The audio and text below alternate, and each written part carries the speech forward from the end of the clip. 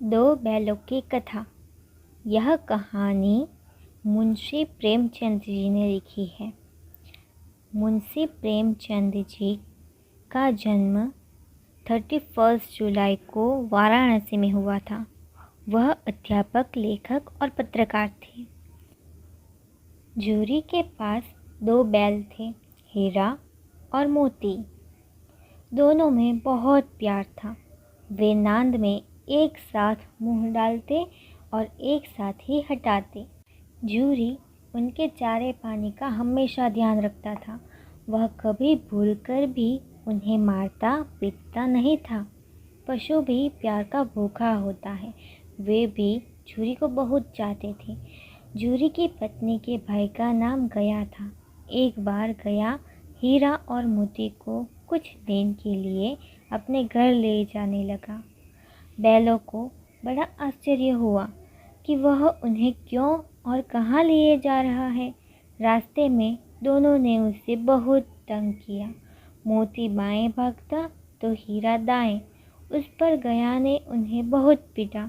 घर पहुंचकर उसने उनके सामने रूखा सूखा भूसा डाल दिया, पर उन्होंने उसे सूंघा तक नहीं।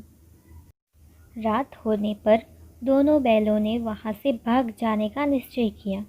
उन्होंने जोर लगाकर रस्सियां तोड़ डाली और भाग निकले। सुबह होने पर जब जूरी ने उन्हें थान पर खड़े देखा तो वह सब कुछ समझ गया और प्यार से उन पर हाथ फेरने लगा। परंतु जूरी की पत्नी उन्हें देखकर जल भुन गई। उसने उनके सामने रूखा सूखा भूसा डाल दिया। फिर भी वे खुश थे। अगले दिन गया फिर आया। इस बार वह उन्हें गाड़ी में जोतकर ले गया। रास्ते में मोती ने गाड़ी गड्ढे में धकेली, पर हीरा समझदार था। उसने गाड़ी संभाल ली। जैसे तैसे गया घर पहुंचा। अब गया ने उनसे बड़ा सख्त काम लेना शुरू किया। वह उन्हें दिन भर हल में जोतता, जब तब उन्हें मारता पीटता। शाम को घर लाकर मोटे मोटे रस्सों से बांधकर उनके सामने रूखा सूखा भूसा डाल देता। वे लाचार निगाहों से एक दूसरे को देखते रहते। गया की एक बेटी थी।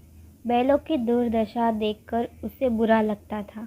वह रात को चुपके से उन्हें रोटी खिलाती।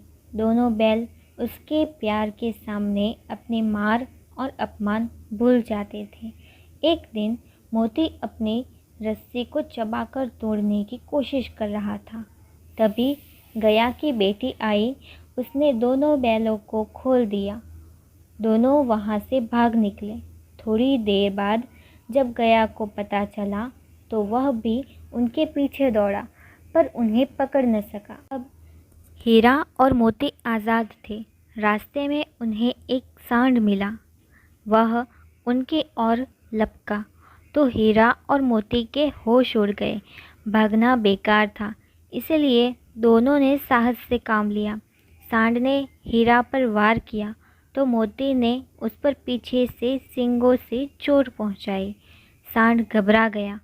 वह किसी एक का तो मारकर कचूमर निकाल देता, पर यहाँ दो थे। दोनों ने मिलकर सांड को भगा दिया। मोती कुछ दूर उसके पीछे दौड़ा, पर हीरा ने उससे दूर तक न जाने दिया। अब दोनों प्रसन्न थे। आगे चले तो रास्ते में मटर का खेत दिखाई दिया। भूख तो लग ही रही थी। हरी हरी मटर देखकर उनकी भूख और भी तेज हो गई। वे खेत में घुस गए और मटर खाने लगे।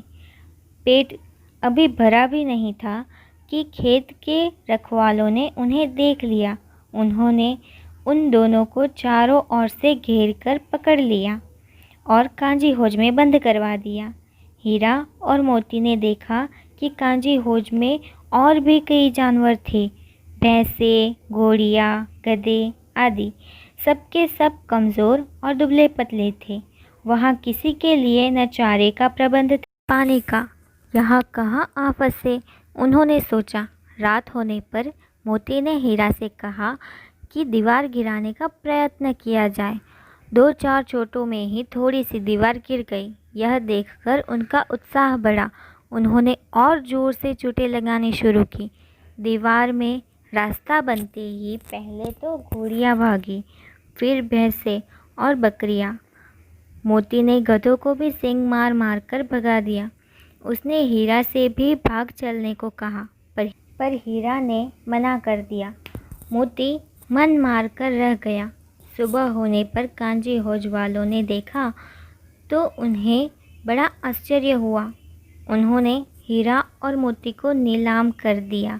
नीलामी में सबसे ऊंची बोली बोलकर एक व्यापारी ने उन्हें खरीद लिया। वह दोनों को लेकर अपने गांव की ओर चला। मार खाते खाते और भूख सहते सहते हीरा मोती बहुत कमज़ोर हो गए थे। उनकी हड्डियां निकल आई थी। भूख प्यास से व्याकुल बैल में कुछ भी दम बाकी नहीं रहा था। वे चुपचाप व्यापारी के साथ चलने लगे। तभी उन्हें रास्ता जाना पहचाना लगने लगा। न जाने कहाँ से दम आ गया।